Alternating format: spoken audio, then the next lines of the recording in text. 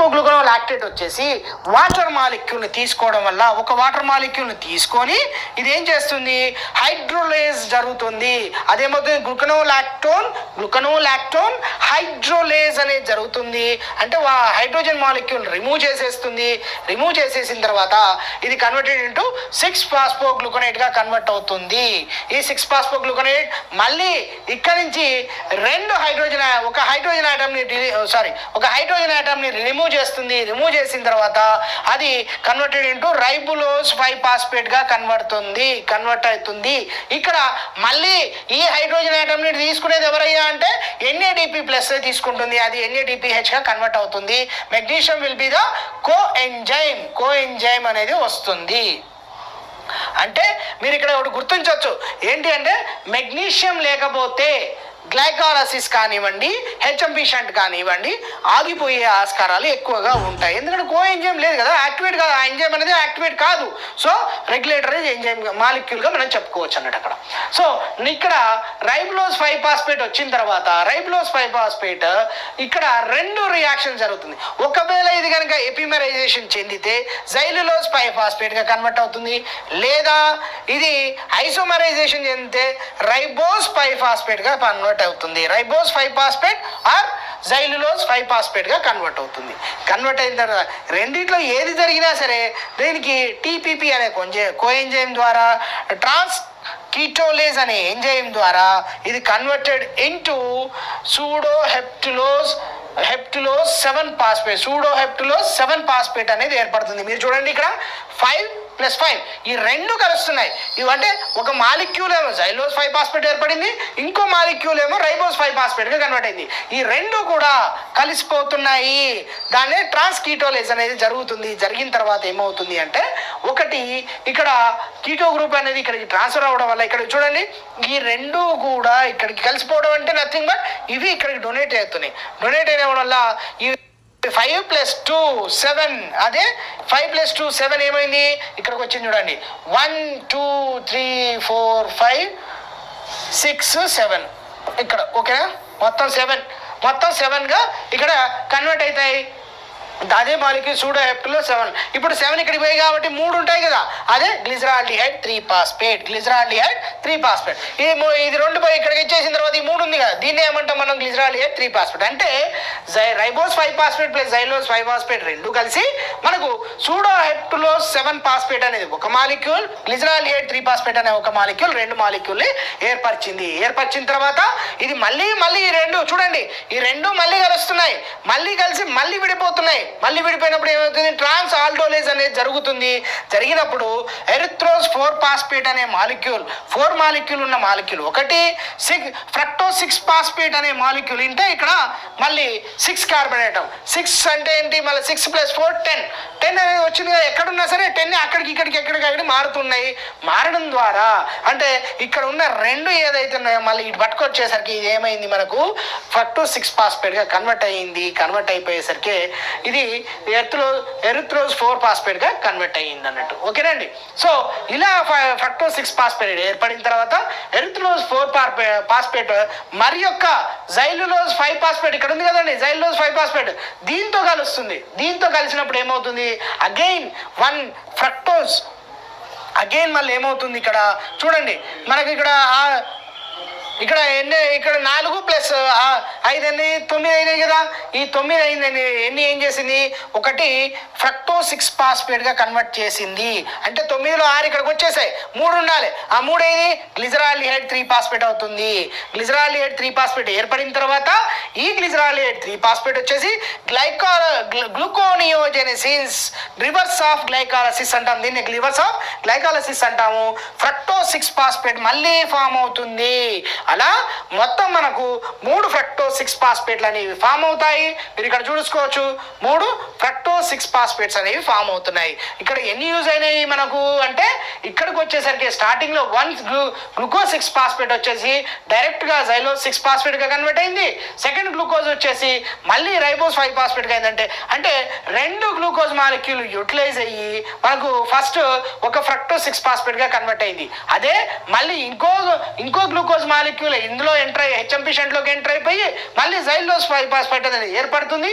ఈ xylose 5 phosphate ఇక్కడ మిగిలిపోయిన ఆ రెండిట్లో మిగిలిపోయిన ఫస్ట్ దానిలో రెండిట్లో మిగిలిపోయిన ఎరిథ్రోజ్ 4 ఫాస్ఫేట్ ఉంది కదండి, దాంతో కలిపి ఇంకో ఫ్రక్టోజ్ మాలిక్యూల్ ఏర్పడుతుంది. అంటే కంప్లీట్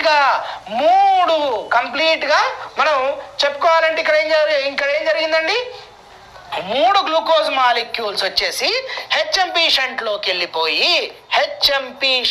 వెళ్ళిపోయి మళ్ళీ 3 ఫ్రక్టోజ్ 6 ఫాస్ఫేట్స్ ఏర్పడ్డాయి.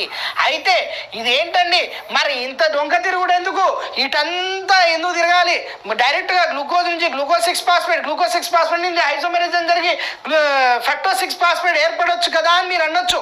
కాకపోతే ఇదే ఇక్కడ ఉన్న సిగ్నిఫికెన్స్. అక్కడ ఏంటి, ఈ హెచ్ఎంపి షంట్ ద్వారా మనకు వచ్చేసరికి మనకి ఏం ఏర్పడుతున్నాయి ఇక్కడ అంటే మనకు NADPH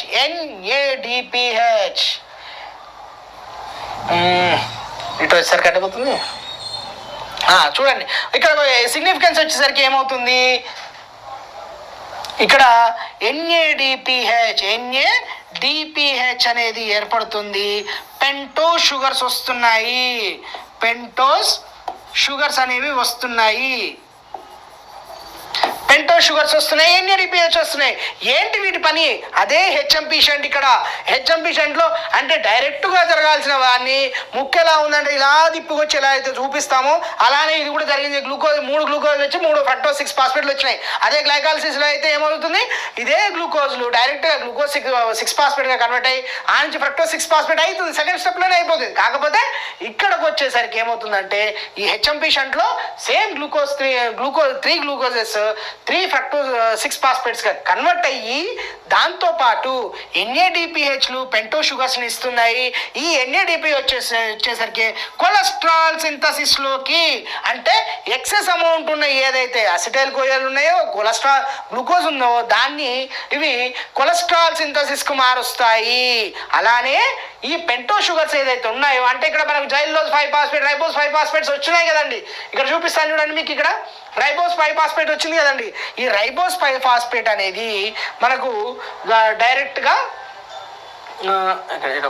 రైబోస్ 5 ఫాస్ఫేట్ అనేది ఏదైతే ఉందో ఇది డైరెక్ట్ గా మనకు DNA, RNA న్యూక్లిక్ యాసిడ్స్ ఏర్పడడానికి అంటే ADP, NADP, FAD ఇలా ఏర్పడడానికి ఇవి ఉపయోగపడుతుంది అన్నట్టు. So this is the significance of HMP shunt and HMP shunt cycles అన్నట్టు.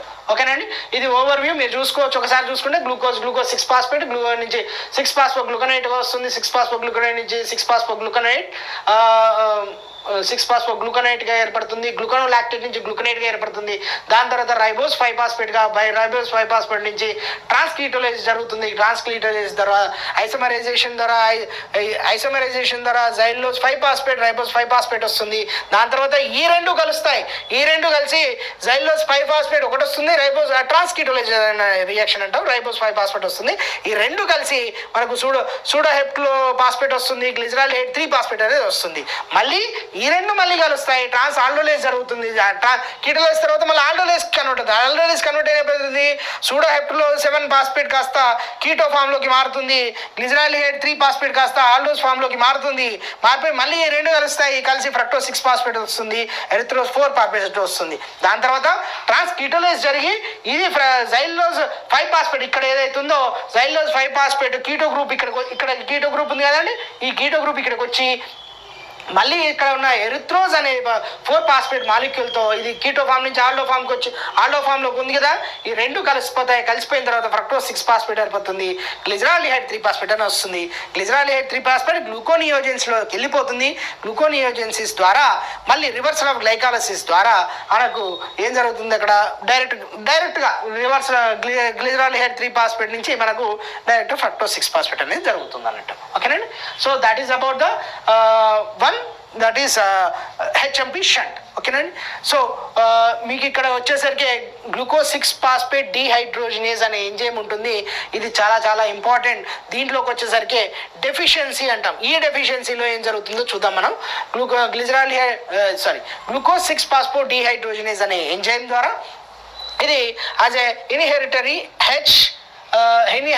ఎక్స్ లింక్డ్ ట్రైట్ అన్నట్టు, అంటే ఎక్స్ లింక్డ్ క్రోమోజోమ్ అన్నట్టు ఈ డెఫిషియన్సీ ద్వారానే మనకు జరుగుతుంది. ఎఫెక్ట్స్ ద ఆల్ సెల్స్లో ఉంటుంది. But RBCs or worst affected.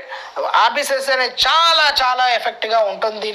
దీంట్లో HMP shunt is the only source of NADPH in RBC. అయితే ఇక్కడ ఏం చేస్తుంది ఎన్ఏడిపిహెచ్ యొక్క ఫంక్షన్ ఏంటి? మనకు ఆర్బీసీ యొక్క రిజిడిటీని, అంటే ఆర్బీసీ సెల్ స్ట్రక్చర్ ఎట్లా ఉంటుంది మనకు తెలుసు కదా, బైకాంకో షేప్ ఉంటుంది కదా. ఇలా ఈ బైకాంకో షేప్ అనేది ఈ రిజిడిటీని కాపాడేదే ఈ ఎన్ఏడిపిహెచ్.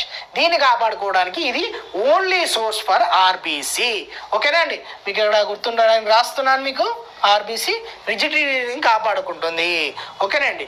రెడ్యూస్ ద గ్లూటాథయోన్, ఇది ఏమన్నా అవుతుంది? Reduce the lower the levels of reduced glutathione makes the erythrocyte susceptibility to the హిమోలైసిస్కి ఆపుతుంది అన్నట్టు. హిమోలైసిస్ అవ్వకుండా అవుతుంది అన్నట్టు. ఇది affected in the prescribed on oxidant drugs such as anti-malaria drug లో యాంటీపైరెటిక్స్ ఆర్ సల్ఫా యాంటీబయాటిక్స్ వచ్చేసి దీనికి బేసిక్గా ఈ డ్రగ్స్ వల్ల ఇది జరుగుతుంది. The person develops acute haemolytic anaemia అనేది ఇది చూస్తాము దేంట్లో గ్లూకోజ్ 6-ఫాస్ఫేట్ డీహైడ్రోజినేజ్ డెఫిషియన్సీ వల్ల. ఓకేనా అండి? Okay. So the one. So types of mucopolysaccharidosis ఇవి కూడా మీకు సిలబస్లో ఎంతవరకు అడుగుతారో తెలియదు. ఎందుకంటే మ్యూకోపాలిసాకరైడ్స్ గురించి మనం చదువుకున్నాము కాబట్టి ఈ డిసీజెస్ గురించి కూడా ఒకసారి చదివితే బాగుంటుందని చెప్పేసి పెట్టాను నేను. చూడండి, మ్యూకోపాలిసాకరైడోసిస్ MPS1 క్లియర్గా చూడండి. ఇక్కడ MPS1. ఓకేనా? MPS1 సిండ్రోమ్ అంటారు. ఇది హురలైర్ సిండ్రోమ్ అని చెప్పేసి అంటాము. దీంట్లో ఆల్ఫా హైడ్రోనియేజ్ అనే ఎంజైమ్ వల్ల డెఫిషియన్సీ వల్ల వస్తుంది. క్లినికల్ ఫైండింగ్లో MR ట్రిపుల్+ వస్తుంది. స్కెలిటల్ డిఫార్మిటీస్ ఉంటాయి. కార్నియల్ ఒపేసిటీ అనేది మనం చూస్తూ ఉంటాము. యూరినరీ ఎంపీస్లో వచ్చేసి DSHS we can see. MPS2 ఇది MPS2 అంటాము. MPS2లో వచ్చేసరికి ఇక్కడ చూడండి హార్ట్నమ్స్ సిండ్రోమ్, హంటర్ సిండ్రోమ్ అని చెప్పేసి అంటాము. దీన్ని హంటర్ సిండ్రోమ్ అంటాము. హైడ్రోనియేట్ సల్ఫేట్ అనేది ఎంజైమ్ డిఫెక్ట్గా ఉంటుంది. MRI+ పాజిటివ్ వస్తుంది. స్కెలిటల్ డిఫార్మిటీస్ ఉంటాయి. డెఫ్నెస్ అనేది మనం చూస్తుంటాము. DSNHS అనేది యూరిన్ దాంట్లో మనం చూడవచ్చు. అండ్ MPS3 మ్యూకోపాలిసాకరైడ్ సిండ్రోమ్ 3 అంటాం. మ్యూకోపాలిసాకరైడ్ 3 అంటాం దీన్ని. సన్ ఫిలిప్పో సిండ్రోమ్ అని చెప్పేసి అంటాం దీన్ని. N-అసిటైల్ గ్లూకోజమైన్ హెపారన్ సల్ఫేట్ అనేవి ఇది ఎంజైమ్స్ అనేవి డెఫిషియన్సీ ఉంటుంది. MRI పాజిటివ్ వస్తుంది. స్కెలిటల్ డిఫార్మిటీస్ ఉంటుంది. కార్నియల్ ఆప్టిమైజ్ ఉంటుంది. HS మాత్రమే దీంట్లో పాజిటివ్ ఉంటుంది.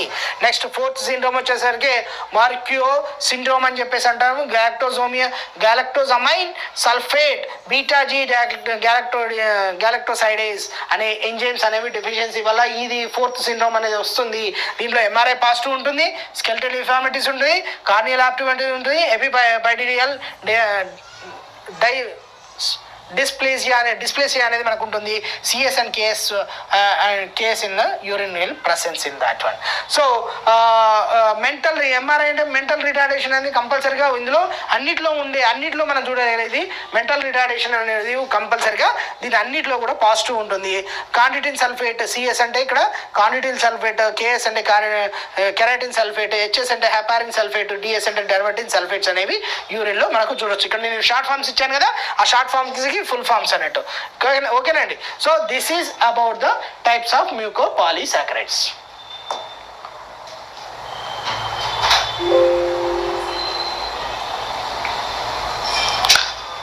Thank you. మీకు దీనికి సంబంధించిన క్వశ్చన్స్ కానివ్వండి, దీనికి సంబంధించిన ఫాలోడ్ బై క్వశ్చన్స్ అన్ని కూడా మేము యాప్లో అప్లోడ్ చేస్తాము. మీరు దాన్ని చూడండి, చదవండి. ఒక్కసారి మేము ఇచ్చే క్వశ్చన్స్ అన్నీ కూడా మీరు ప్రాక్టీస్ చేయడం, మినిమం ప్రతి చాప్టర్ మీద మినిమం మేము 100కి తగ్గకుండా క్వశ్చన్స్ అనేది ప్రిపేర్ చేస్తాము. తెలుగులోను ఇంగ్లీష్లోను ప్రిపేర్ చేస్తాము.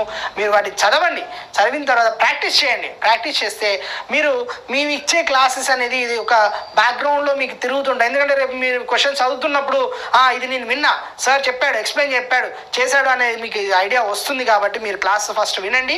విన్న తర్వాత మేము ఇచ్చే మెటీరియల్లో మీరు ప్రాక్టీస్ చేయండి. దాంతోపాటు మేము ఆన్సర్స్ కూడా దాంట్లోనే అక్కడే ఇస్తాం. మేము ఆన్సర్స్ కూడా ఈ క్వశ్చన్ బ్యాంక్ వచ్చేసి మేము ప్రీవియస్ క్వశ్చన్స్ ప్లస్ ఎక్స్పెక్టెడ్ క్వశ్చన్స్లో ప్రిపేర్ చేసి మీకు ఇస్తున్నాము. మీరు వాటన్నిటిని ప్రాక్టీస్ చేయడానికి ట్రై చేయండి, ప్రాక్టీస్ చేయండి. ఏదైనా డౌట్ ఉంటే మీరు మమ్మల్ని ఫ్రీ టు ఆస్క్, మీరు అడగండి. అడిగినప్పుడు మీకు ఖచ్చితంగా డౌట్స్ క్లియర్ అనే క్లాస్లో మేము క్లియరెన్స్ చేస్తాం. Thank you. This is about the carbohydrate metabolism. దీంట్లో మనకు వచ్చేసి ఓన్లీ ఒకటి ఉంది, కార్బోహైడ్రేట్ డైజెషన్. అది మనం నెక్స్ట్ క్లాస్లో చూద్దాం. Thank you. Good evening all. Today we're going to discuss about the digestion of carbohydrates, lipids and proteins. దీన్ని మనం చూద్దాం ఒక్కొక్కటి ఎలా ఉందో. సో డైజెషన్ ఆఫ్ కార్బోహైడ్రేట్స్ అనేది చాలా important. We will discuss about the digestion of carbohydrates. ఎక్కడైనా సరే డైజెషన్ అనేది ఎక్కడి నుంచి స్టార్ట్ అవుతుంది, ఎక్కడికి ఎంటర్ అవుతుంది? Mouth, stomach, small intestine and intestinal linguals వరకు వెళ్తుంది, ఇంటెస్టైనల్ వరకు వెళ్తుంది అన్నట్టు. ఇక్కడ వరకు మాత్రం మనకు డైజెషన్ జరుగుతుంది. దాని తర్వాత అంతా కూడా అబ్జార్ప్షన్ అనేది జరుగుతుంది. ఎలా జరుగుతుందో చూద్దాం. ఫస్ట్ డైజెషన్ చూద్దాం. Digestion of carbohydrate. Digestion of carbohydrate first dietary carbohydrates ఏదైతే ఉంటాయో ఫస్ట్ మనం వాటిని తీసుకొని అంటే సింపుల్గా తీసుకొని నోట్లో పెట్టుకొని నములుతున్నాం. మంచిగా మన మమ్మీ వండి పెట్టిందో లేదా హోటల్ నుంచి తెచ్చుకున్న కార్బోహైడ్రేట్స్ ఉంటాయి కదండి, భోజనాన్ని మనం బాగా కలిపి రుచికరంగా చేసుకొని నోట్లో పెట్టుకొని తినడం మొదలు పెడతాం. తినడం మొదలు పెట్టగానే ఏం జరుగుతుంది? మన లోపల ఉన్న దాంట్లో నుంచి సెలైవా రిలీజ్ అవుతుంది. సెలైవా రిలీజ్ అయ్యి ఏదైతే డైటరీ కార్బోహైడ్రేట్స్ ఉన్నాయో వాటిని పాలీసాకరైడ్స్గా, డెక్స్ట్రిన్గా, సుక్రోజ్గా, లాక్టోజ్గా, మాల్టోజ్గా కన్వర్ట్ చేస్తాయి. దేని ద్వారా? ఆ రుచికరమైన పదార్థం ద్వారా ఏర్పడిన సెలైవా, ఆ సెలైవాలో ఉండేదే సెలైవరీ అమైలేజ్ అనేది ఉంటుంది. ఈ సెలైవరీ అమైలేజ్ వల్ల dietary carbohydrate converted into polysaccharide, dextrin, sucrose, lactose, maltose అనేది ఉంటుంది. అయితే ఇక్కడ రిలీజ్ అనేవి మన దాంతో పాటు ఆహారంతో పాటు ఈసోఫాగస్ నుంచి, ఫారింజల్ నుంచి, లారింగ్స్ నుంచి, ఈసోఫాగస్ ఉంటుంది కదండి, ఈసోఫాగస్ నుంచి స్టమక్ లోకి వస్తుంది. ఇక్కడ స్టమక్ లోకి వచ్చేసరికి ఏమవుతుంది? స్టమక్ యొక్క pH ఎంత మనకు? స్టమక్ యొక్క pH వచ్చేసరికి 2 ఉంటుంది. అంటే మోస్ట్ అసిడిక్ అన్నట్టు. ఈ అసిడిక్ లో ఏదైతే సెలైవరీ అమైలేజ్ ఉందో ఇది డీనాచురేషన్ జరుగుతుంది. ఎందుకు? సెలైవరీ అమైలేజ్ అనేది నథింగ్ బట్ ప్రోటీన్ కాంప్లెక్స్ కదా. ఈ ప్రోటీన్ కాంప్లెక్స్ అనేది డీనాచురేషన్ జరగడం వల్ల ఇక్కడ స్టమక్ లో డైజెషన్ అనేది జరగదు. Because of the stomach pH ఎంత మనకు? లెస్ దాన్ 2 అన్నట్టు. ఇది less than 2 వల్ల pH వల్ల ఇది జరగదు అన్నట్టు. సో నెక్స్ట్ ఏమవుతుంది?